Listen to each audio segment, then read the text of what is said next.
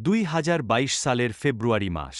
বিশ্ব যখন মাত্র করোনা মহামারীর ধাক্কা সামলে উঠতে শুরু করেছে, ঠিক তখনই ইউরোপের বুকে বেজে ওঠে যুদ্ধের দামামা।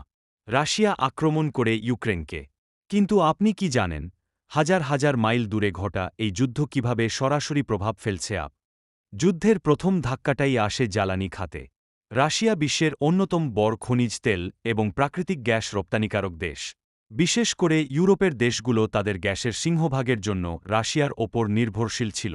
যুদ্ধের পর পশ্চিমা দেশগুলো রাশিয়ার ওপর নানা নিষেধাজ্ঞা জারি করে। এর জবাবে রাশিয়াও গ্যাস সরবরাহ কমিয়ে দেয়।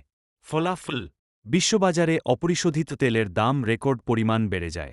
আর তেল গ্যাসের দাম বাড়া মানেই পরিবহন খরচ বেড়ে যাওয়া, যার প্রভাব পড়ে প্রতিটি নিত্যপ্রয়োজনীয় পণ্যের ওপর। রাশিয়া এবং ইউক্রেন, এই দুটি দেশকে একত্রে বলা হয় বিশ্বের রুটির ঝুড়ি বা bread basket of the world.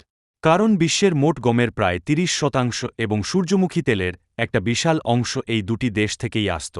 যুদ্ধের কারণে ইউক্রেনের বন্দরগুলো অবরুদ্ধ হয়ে পড়ে, ফলে গম ও শস্য রপ্তানি বন্ধ হয়ে যায়। মধ্যপ্রাচ্য এবং আফ্রিকার অনেক দেশ, যারা সম্পূর্ণভাবে এই গমের ওপর নির্ভরশীল ছিল, তারা তীব্র খাদ্য সংকটে পড়ে। বিশ্বজুড়ে আটা, ময়দা, পাউরুটি এবং ভোজ্য তেলের দাম আকাশচুম্বী হয়ে যায়।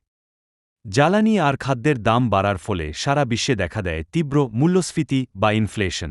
সহজ কথায়, জিনিসের দাম বেড়ে গেছে কিন্তু মানুষের আয় বাড়েনি। আপনার চারপাশে তাকালেই দেখতে পাবেন, আগে যে টাকায় মাসের বাজার হতো, এখন তার চেয়ে অনেক বেশি টাকা খরচ করতে হচ্ছে। শুধু তাই নয়, ডলারের বিপরীতে বিশ্বের বিভিন্ন দেশের মুদ্রার মান কমে গেছে। ফলে আমদানি করা প্রতিটি জিনিসের দাম সাধারণ মানুষের নাগালের বাইরে চলে যাচ্ছে।